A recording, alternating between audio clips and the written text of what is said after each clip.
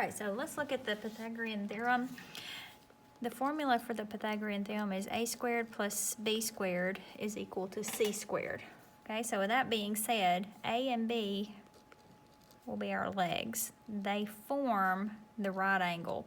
And then directly across from the right angle is c, which is our hypotenuse. Our hypotenuse is going to be the longest side of the triangle. Okay, so to use the Pythagorean theorem, we want to use it when we're looking for a missing side. Now, as I look at number 1, I see that 4 and 8 are my legs, and x is my hypotenuse. So as I plug into the formula, a squared plus b squared equals c squared, I'll have 4 squared plus 8 squared, or 16 plus 64 is equal to c squared. So as I add these two together, I get c squared is equal to 80. Now what I need is c, not c squared. So let's take the square root. Now I need to go over here and I need to simplify the square root of 80. So I know I won't use 1 times 80. Next I have 2 times 40.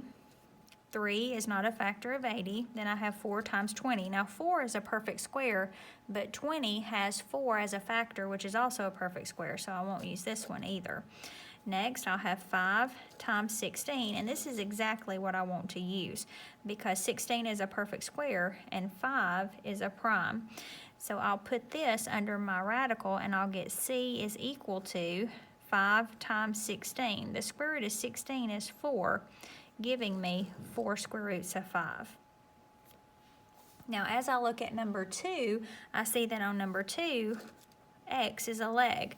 So I have a squared plus b squared equals c squared. I'm going to let x be my a, so x squared plus 22 squared is equal to my hypotenuse, which is 24 squared. So as I multiply out, 22 squared is 22 times 22, or 484. 24 squared is 24 times 24, which is 576. Let's subtract and get x by itself. So we'll have x squared is equal to 92. 6 minus 4 is 2, and then borrow, and you'll have 17 minus 8, which is 9. So once again, we're going to have to simplify our radical. Now, with 92, 1 times 92 is not something we want to use, so let's go to 2 and 46. That's not going to help us. 3 is not a factor. Then we'll have 4 and 23. Now, 4 is perfect square and 23 is prime, so put both of these under the radical. The square root of 4 is 2, giving me 2 square roots of 23.